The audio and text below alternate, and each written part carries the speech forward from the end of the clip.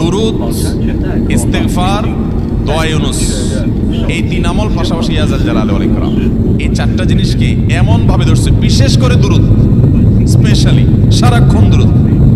আল্লাহ রাব্বুল আলামিন এমন ভাবে সহযোগিতা করেছেন, এমন ভাবে উদ্ধার করেছেন যে কল্পনা করলে অবাক লাগে এখন যে এটা কিভাবে সম্ভব। ভাইরা আমার, এক সাহাবী নবী করিম সাল্লাল্লাহু আলাইহি ওয়াসাল্লামের কাছে এসে বলছে, ইয়া রাসূলুল্লাহ, আমি যে দোয়া করি, এই দোয়ার মধ্যে আমি নিজের জন্য করব, আমার ছেলে মেয়ের জন্য করব, অনেক কিছু করব, এটা সেটা, রিজিক চাইবো, সুস্থতা চাইবো, অনেক কিছুই তো আল্লাহর কাছে চাইবো। আপনি তো আল্লাহর রাসূল, আপনার জন্য দোয়া করলে আমাদেরই লাভ, একবার দোয়া করলে আল্লাহ 10 বার রহমত নাজিল করবেন, তো আপনার জন্য আমার দোয়ার ভিতরে কত পার্সেন্ট রাখবো? সাহাবী বারবার বিভিন্ন পার্সেন্টেজ বলছিলেন যে 3 ভাগের 1 ভাগ আপনার জন্য রাখি ইয়া রাসূলুল্লাহ, অর্ধেক রাখি, আরো বেশি করে রাখি। তিনি যত বলছেন নবী করিম সাল্লাল্লাহু আলাইহি ওয়াসাল্লাম আরো বাড়ানোর জন্য তাকে উৎসাহ দিচ্ছিলেন।